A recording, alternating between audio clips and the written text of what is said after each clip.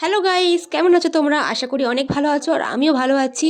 তো এই যে ভিডিওটা তোমরা দেখছো সেই ভিডিওটা আমি করেছি 2025 সালের নভেম্বরের 30 তারিখ, বান্ধবীর বিয়ের সময়, মানে বান্ধবীর আইব্রো ভাতে। আর এখন আমি ভিডিওটা এডিট করতে বসেছি 2026-এর 14ই জানুয়ারি। তাহলে বুঝতে পারছো গাইস আমি কত বড় ল্যাথখোর। তো ল্যাথখোর তো আছি, তার সঙ্গে অনেক ঘুরছিলাম, যার জন্য টাইম পাইনি। তো ভাবলাম গ্যালারিতে রয়েছে ভিডিওগুলো, তো একটা স্মৃতি হিসেবে থাকবে, তো ভিডিও পোস্ট করাও হয়ে যাবে। তো মেন কথা, আমি ভিডিওগুলো ডিলিট করার জন্য একটা এডিট করে নিচ্ছি, কারণ আমি এত পরিমাণে ভিডিও করি যে আমার স্টোরেজটা পুরো ফুল হয়ে গেছে, আমার ফোনে একটুও জায়গা নেই। তো সেদিন ছিল আমার বান্ধবী তিথি, তো তার আইব্রো ভাত আমরা সবাই মিলে দিচ্ছিলাম। তো দেখো কি কি আইটেম করেছিলাম, এখন অত নামগুলো আমি বলতে পারছি না, তোমরা দেখে নাও কি কি আয়োজন করেছিলাম। তো আয়োজনটা কিন্তু বেশ ইলাহি হয়েছিল। তো আমরা কিন্তু এই প্রথম আইব্রো ভাত দিলাম কাউকে, প্রথম আন্দাজে কিন্তু সাজানো খুবই ভালো হয়েছিল। আর এখন তো সোশ্যাল মিডিয়ার যুগ, সোশ্যাল মিডিয়াতে অনেক রকম আইব্রো ভাত দেখতে দেখতে কিন্তু একটা আইডিয়া হয়ে যায় যে কিভাবে সাজাবো। আর রান্নাগুলোও কিন্তু খুবই ভালো হয়েছিল। অবশ্য রান্নাগুলো কিন্তু আমি করিনি, আমি বাদে বাকি সদস্যরা করেছে, কারণ আমি তো কিছুই পারি না গাই। সেদিনকে ব্রাইড কিন্তু একটু বাজারে গেছিলো, ব্রাইড বলতে যার বিয়ে, মানে আমার বান্ধবী।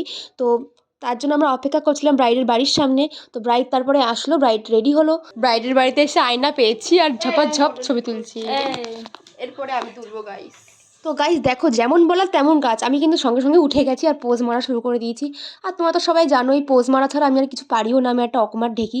আর সবাই সেটা জানে আর সবাই সেটা বলেও, তো আমি সেটা মেনে নিই, কাউকে কিছু বলি না, কারণ আমি জানি আমি অকমার ঢেকি। আর যারা এটা আমাকে বলে তাদেরকে আমি একটা কথাই বলতে যাই, তো আমার কাজগুলো কি তোমরা করে দাও?